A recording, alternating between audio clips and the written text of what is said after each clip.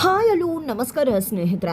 ಕೊನೆಗೂ ಇಲ್ಲಿ ಭಾರ್ಗವಿ ಗಾಯತ್ರಿ ದೇವಿಯ ಕಪಿಮುಷ್ಟಿಗೆ ಸಿಕ್ಕಿದ್ರ ಅಥವಾ ಭಾರ್ಗವಿ ಗಾಯತ್ರಿ ದೇವಿ ಪ್ಲಾನ್ ಅನ್ನ ಉಲ್ಟಾ ಮಾಡಿ ಗಾಯತ್ರಿ ದೇವಿಗೆ ತಿರುಗು ಬಾಣವಾಗಿ ದೊಡ್ಡ ಪೆಟ್ಟನ್ನೇ ಕೊಟ್ಬಿಟ್ಲ? ಏನಾಯ್ತು, ಏನ್ ಕತೆ, ಇದು ಎಲ್ಲವನ್ನ ಕೂಡ ತಿಳ್ಕೊಬೇಕು ಅಂದ್ರೆ ಈಗಲೇ ನಮ್ಮ ಈ ಚಾನಲ್ನ ಸಬ್ಸ್ಕ್ರೈಬ್ ಮಾಡಿ, ಹಾಗೆ ಈ ಒಂದು ವಿಡಿಯೋವನ್ನ ಪೂರ್ತಿಯಾಗಿ ನೋಡುವುದನ್ನ ಯಾವುದೇ ಕಾರಣಕ್ಕೂ ಕೂಡ ಮರಿಬೇಡಿ.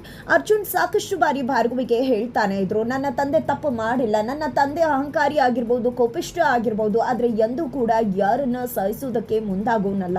ನನ್ನ ತಂದೆ ನಿಜಕ್ಕೂ ಕೂಡ ನಿರಪರಾಧೆ. ಗಾಯತ್ರಿ ದೇವಿ ಉಸಿರುವಲ್ಲಿ ಖಂಡಿತ ಆಕೆ ಮುಖವಾಡ ಹಾಕೊಂಡಿದ್ದಾಳೆ.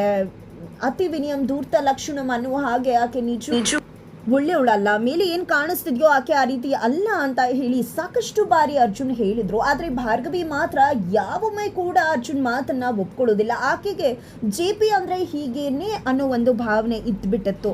ಅದರ ನಡುವೆ ಯಾವಾಗ ಭಾರ್ಗವಿ ಹುಷಾರ್ ತಪ್ತಾಳೋ ಆಗ JP ಮಾಡಿದಂತ ಹಾರೈಕೆ ನಿಜಕ್ಕೂ ಭಾರ್ಗವಿಯ ಕಣ್ತರಿಸುತ್ತೆ. ಜೊತೆಗೆ ಗಾಯತ್ರಿ ದೇವಿ ಹೇಳಿದಂತ ಕತೆಗೂ ನಿಜವಾಗ್ಲೂ ನಡೆದಿರೋ ಸಿಚುವೇಶನ್ಗೂ ತುಂಬಾನೇ ವ್ಯತ್ಯಾಸ ಇರುತ್ತೆ, ತಾಳೆ ಆಗುವುದಿಲ್ಲ. ಇದರ ನಡುವೆ ಗಾಯತ್ರಿ ಮೇಲೆ ಭಾರ್ಗವಿಗೆ ಅನುಮಾನ ಶುರುವಾಗತ್ತೆ. ಅನುಮಾನ ಶುರುವಾಗಿದ್ದೆ ಗಾಯತ್ರಿ ದೇವಿ ಗಂಗಾ ಬೇರೆ ಬೇರೆ ಅಲ್ಲ, ಅವರಿಬ್ರು ಒಬ್ಬರೇ ಅನ್ನೋ ಸತ್ಯ ಕೂಡ ಭಾರ್ಗವಿಗೆ ಗೊತ್ತಾಗಿ ಬಿಡತ್ತೆ. ಆದ್ರೆ ಆ ಸುಳಿವನ್ನ ಭಾರ್ಗವಿ ಯಾವುದೇ ಕಾರಣಕ್ಕೂ ಕೂಡ ಗಾಯತ್ರಿ ದೇವಿಗೆ ಬಿಚ್ಚಿಟ್ಟು ಕೊಡುವುದಿಲ್ಲ.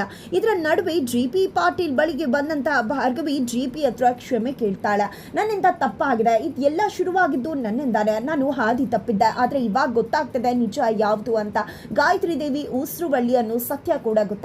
ಖಂಡಿತ ಇನ್ನು ಮುಂದೆ ನಾನು ಆಕೆ ಪರವಾಗಿ ನಿಲ್ಲುವುದಿಲ್ಲ. ಜೊತೆಗೆ ಆಕೆಯನ್ನ ಯಾವ ರೀತಿ ಮಟ್ಟ ಹಾಕಬೇಕು ಆ ರೀತಿ ಮಟ್ಟ ಹಾಕ್ತೀನಿ. ಖಂಡಿತವಾಗ್ಲೂ ಇನ್ನು ಮುಂದೆ ನಾನು ತಪ್ಪು ಮಾಡೋದಿಲ್ಲ, ಸರಿ ದಾರಿಯಲ್ಲಿ ಹೋಗ್ತೀನಿ, ನ್ಯಾಯದ ದಾರಿಯಲ್ಲಿ ಹೋಗಿ ನಿಮಗೆ ಅನ್ಯಾಯ ಆಗಿದೆ, ನಿಮಗೆ ನಾನು ನ್ಯಾಯ ಕೊಡಿಸ್ತೀನಿ ಮಾವ, ದಯವಿಟ್ಟು ನನ್ನನ್ನು ಕ್ಷಮಿಸಿ ಅಂತ ಹೇಳಿ JP ಹತ್ರ ಭಾರ್ಗವಿ ರಿಕ್ವೆಸ್ಟ್ ಮಾಡ್ಕೋತಾಳೆ. ಜೊತೆಗೆ ಇದೆಲ್ಲ ಆಗಿದ್ದು ನನ್ನಿಂದಾನೆ, ನಾನೇ ಇದನ್ನು ಸರಿಪಡಿಸ್ತೀನಿ, ಮೊದಲು ಮನೆ ಹೇಗಿತ್ತು ಆ ರೀತಿ ಆಗತ್ತೆ ಅಂತ ಕೂಡ ಹೇಳ್ತಾಳೆ.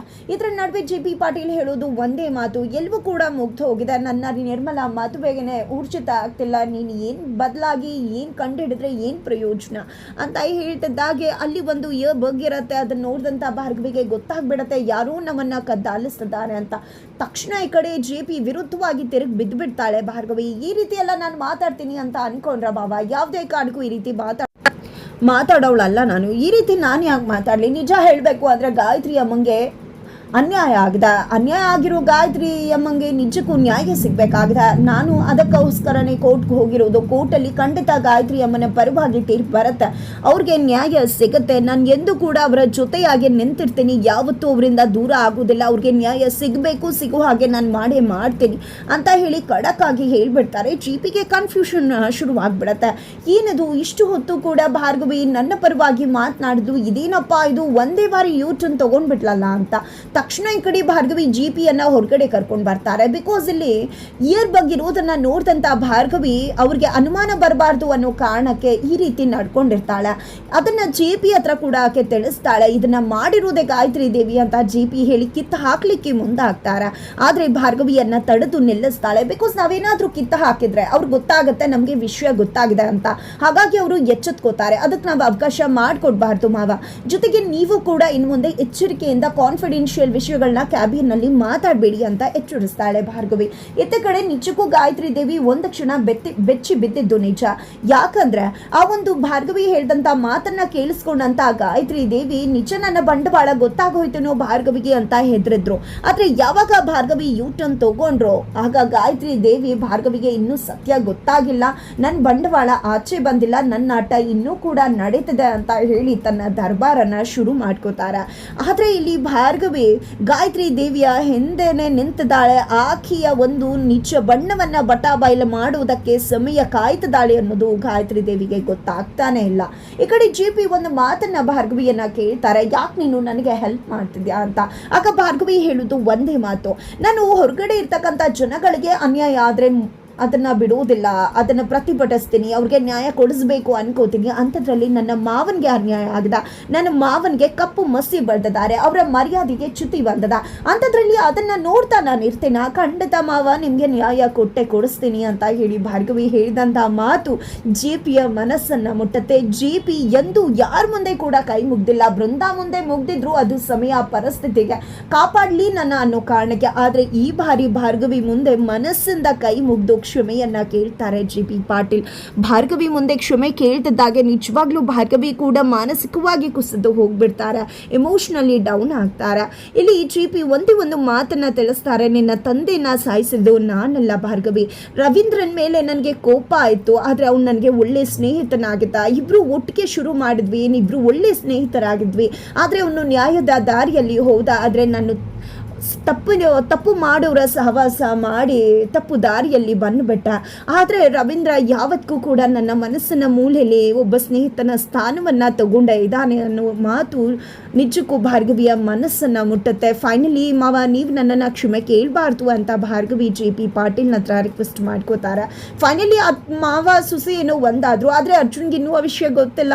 ಅರ್ಜುನ್ ಈ ಕ್ಷಣಕ್ಕೂ ಕೂಡ ಅನ್ಕೊಂಡಿರೋದು ನನ್ನ ಅಪ್ಪನ ಮೇಲೆ ಭಾರ್ಗವಿ ಬ್ಲೇಮ್ ಮಾಡ್ತಿದ್ದಾರೆ, ಭಾರ್ಗವಿ ನನ್ನ ಅಪ್ಪನ ವಿರುದ್ಧವಾಗಿ ನಿಂತಿದ್ದಾರೆ ಅಂತ. ಅದೇ ಕಾರಣಕ್ಕೆ ಅರ್ಜುನ್ ಮಗದೊಮ್ಮೆ ಭಾರ್ಗವಿ ವಿರುದ್ಧ ಸಿಡಿದೇಳ್ತಾರೆ. ನಾನು ಯಾವತ್ತೂ ನನ್ನ ಅಪ್ಪನ ಪರವಾಗಿ ನಂದ್ಕೋತೀನಿ, ನನ್ನ ಅಪ್ಪನಿಗೋಸ್ಕರ, ಅವರನ್ನು ಉಳಿಸೋದಕ್ಕೋಸ್ಕರ ನಿಮ್ಮನ್ನೇ ತ್ಯಾಗ ಮಾಡಬೇಕು ಅಂದರೂ ನಾನು ತ್ಯಾಗ ಮಾಡೋಕೆ ರೆಡಿ ಆಗಿದ್ದೀನಿ. ನನ್ನ ಅಪ್ಪನಿಗಾಗಿ ನಾನು ಏನು ಬೇಕಿದ್ರೂ ಕಳ್ಕೊತೀನಿ, ಯಾಕಂದರೆ ಅವರು ನನ್ನ ಕನಸನ್ನು ಕಟ್ಟಿದವರು, ಹಾಗೆ ನನ್ನ ಜೀವನ ಕಟ್ಕೊಟ್ಟವರು. ಹಾಗಾಗಿ ಜೊತೆಯಾಗಿ ನಿಂತ ನಿಮಗಿಂತ ನನಗೆ ನನ್ನ ತಂದೆನೇ ಮುಖ್ಯ ಅಂತ ಅರ್ಜುನ್ ಹೇಳ್ತಾರೆ. ಇದರ ನಡುವೆ ಗಾಯತ್ರಿ ದೇವಿಯ ವಿರುದ್ಧ ದೊಡ್ಡ ಒಂದು ಚಕ್ರ ವ್ಯೂಹವನ್ನೇ ರಚಿಸ್ತಿದ್ದಾಳೆ ಭಾರ್ಗವಿ. ಒಂದು ತನ್ನ ಮೊಬೈಲಲ್ಲಿ ಬಂದಂಥ ಆ ಒಂದು ಕಾಲ್ನ ಮುಖಾಂತರ ಗಾಯತ್ರಿ ದೇವಿಯನ್ನ ನಿಂತಲ್ಲೇ ಅಲಗಾಡಿಸಿ ಬಿಡ್ತಾಳೆ. ಯಾಕಂದ್ರೆ ಇಲ್ಲಿ ಫೋನ್ನಲ್ಲಿ ಒಂದು ಮಗು ಕಾಣೆ ಆಗಿರತ್ತೆ. ಆ ಮಗುವನ್ನ ಹುಡುಕೋ ಸಂದರ್ಭದಲ್ಲಿ ಆ ಮಗುವನ್ನ ಯಾರು ಎತ್ಕೊಂಡು ಹೋಗಿದ್ದು ಅನ್ನೋ ವಿಷಯ ಗೊತ್ತಾಗುತ್ತೆ. ಅವರನ್ನ ಹಿಡಿದಾಕೋಕೆ ಪೊಲೀಸರು ಕೂಡ ಹೋಗ್ತಿದ್ದಾರೆ. ಇದೇ ವಿಷಯವನ್ನ ಕೂಡ ಗಾಯತ್ರಿ ದೇವಿಗೆ ಭಾರ್ಗವಿ ತಿಳಿಸ್ತಾರೆ. ಇಲ್ಲಿ ನಿಮ್ಮ ಅಣ್ಣನ ಮಗುವನ್ನ ಎತ್ಕೊಂಡು ಹೋಗಿದ್ದು ಆ ವಿಷಯ ಗೊತ್ತಾಗಿದೆ, ಅವನನ್ನ ಹಿಡಿದಾಕೋಕೆ ಪೊಲೀಸರು ಹೋಗ್ತಿದ್ದಾರೆ ಅಂತ. ಈ ಮಾತು ಕೇಳಿದಂತ ಗಾಯತ್ರಿ ದೇವಿ ನಡುಗೆ ಹೋಗ್ತಾರೆ. ನಂತರ ದೇವಸ್ಥಾನಕ್ಕೆ ಹೋಗೋಣ ಬನ್ನಿ ಅಂತ ಭಾರ್ಗವಿ ಗಾಯತ್ರಿಯನ್ನ ದೇವಸ್ಥಾನಕ್ಕೆ ಕರ್ಕೊಂಡು ಹೋಗ್ತಾರೆ.